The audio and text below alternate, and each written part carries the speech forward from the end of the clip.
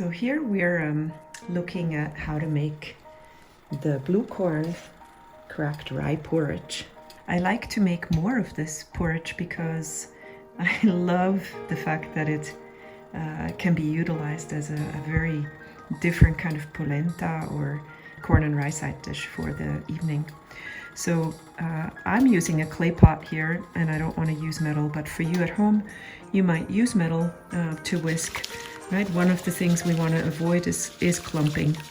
And so get your water really hot and then just add the porridge mixture.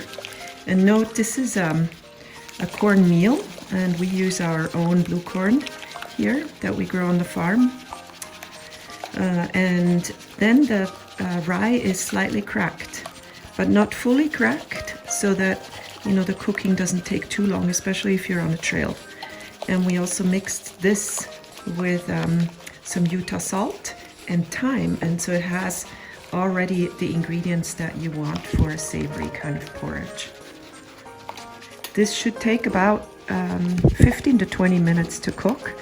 It probably could cook faster if you want to get it ready faster, but I think that even a polenta, that we make in Europe takes usually 60 minutes if you want to have a nice consistency. And so I would suggest not to cut on the cooking time unless you're outdoors and your butane is limited or the fire is going out anytime soon. But really nice slow cooking here. You don't want to overboil these, so I'm going to turn it down a little bit. I'm on an electric hot plate for this cooking. You can see it's boiling, simmering, but don't overcook or keep it too hot.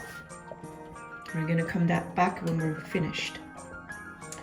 It's about just a couple of minutes here since we started, and you can see how beautiful and thick it gets.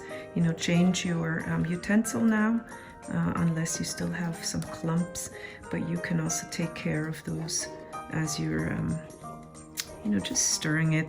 And what I learned in Italy is polenta cooks like this too. You stay with it, don't walk away, stay with it and just give it a nice stir every once in a while. That also avoids the burning on the bottom of your pan. If you like, at this stage you can add butter, you can add olive oil, or just leave it as is. So for me, this morning I'm gonna add some green chili. Pueblo Chile, of course. We are pretty crazy about chili on this farm, so we add it to everything. So this is gonna be a porridge that will have Pueblo Chile and maybe some cheese, cracked pepper, and that would be a great breakfast. This looks pretty nice already. Keep stirring your porridge. We haven't even gotten to 10 minutes here, and you can see how lovely creamy that is. So I'm gonna add that chili in here now, get that cooked in. 2 Pueblo Chile for my taste is good. These are pretty spicy chilies. My husband Dan would probably add quite a lot more, but 2 is good for me.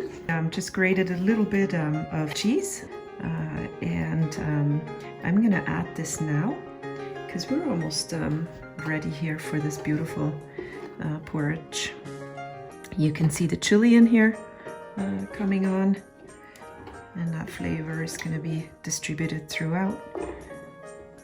So this is just maybe a couple of tablespoons of cheese, and really you don't have to cook this very much longer, especially with the cheese, so your pan doesn't burn. We're going to serve this in barely 15, not even 15 minutes. What I did here for this purpose was about 2 portions, and a little bit more. As I mentioned, I like to save some for dinner. So in this one here, we're going to make this for Dan, and Dan surely likes butter. This is so much grass-fed butter, and we're adding a green chili on top, Pueblo Chile. And I'm gonna add a little bit of cracked pepper, to give this just, you know, a savory flavor for a breakfast on the farm. But this breakfast on the farm is also a breakfast for champions and a breakfast for athletes out there going on a long hike. With these 2 grains, you'll have sustained energy, lots of fiber, and just a nice flavor. Enjoy.